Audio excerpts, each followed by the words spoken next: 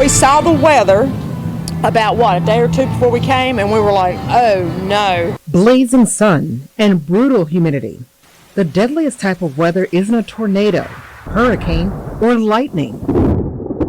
It's extreme heat. I mean, the fact that it's 107 degrees with, a heat index over the past, 2 weeks, I mean, it's insane. Well, remember that? Yeah, we'll never forget it. In fact, we know the heat of the summer is just a few months away, but there's a new study that shows the summer heat in the Mid-South is about to become more dangerous than ever before. Yeah, not just uncomfortable. Chief Meteorologist Andrew Humphrey is here with a Severe Weather Center 13 investigation. I mean, we're talking about extreme rises in temperature. And Darcy and Daryl, that comes off the heels of today's record high temperature that was set of 77 degrees. That high temperature was set earlier this afternoon, and guess what? We could potentially be in for unbearably hot, dangerous summers with future heat indices reaching 125 degrees or more. Death Valley, the hottest spot in the U.S., where summer temperatures top 115 degrees, hot enough to earn its ominous name. But what if I told you a new study shows a potentially even more dangerous type of extreme heat is moving here? This is the extreme heat belt as predicted or expected later this year. The areas marked in red are counties with at least one day with a feels-like temperature over 125 degrees. You can see the worst of it here around the Mojave Desert, but some spots also in Texas, Louisiana, and Missouri. Now take a look at this map. This is the predicted extreme heat belt in 30 years. Well, the heart of it is across the Mississippi River Valley, with Memphis as one of the most impacted metro areas. In the near future, because of urban heat island effect, I mean, all this concrete around, just simply amplifying all that, that would feel like 125 or more. How does that hit you? I believe you. I mean, that would just, that would be a bit much. That prediction came from the 6th National Risk Assessment, a peer-reviewed study by the nonpartisan First Street Foundation. Scientists use a combination of computer models, climate data, and satellite mapping to predict our changing climate. And the prediction is dire this year. About 8 million people live in those extreme heat counties. That's expected to increase to about 107 million, with Memphis hit hardest. I think the humidity is the worst part.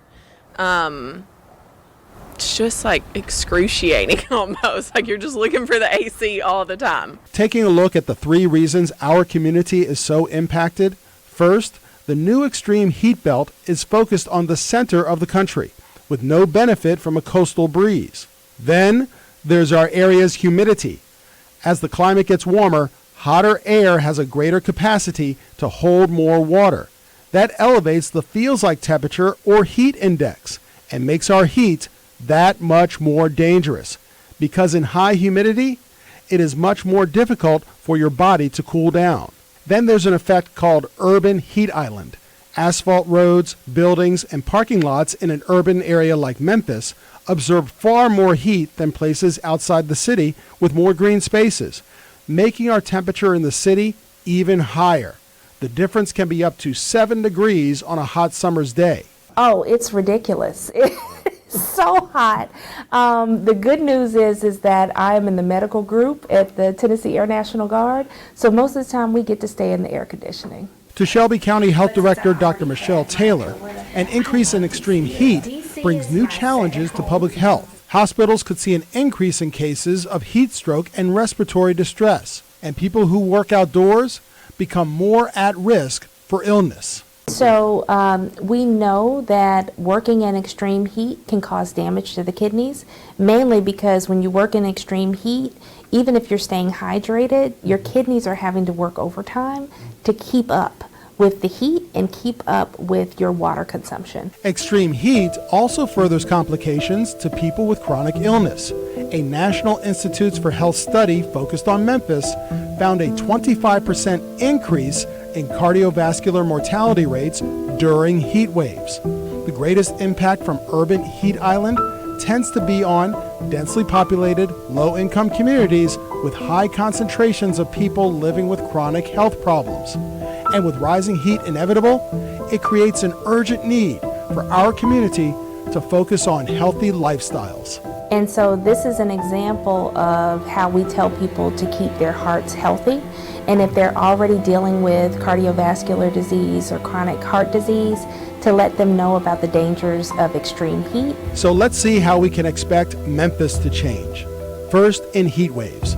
This summer in 2023, we have a 46% chance of a heat wave that lasts 3 days or longer.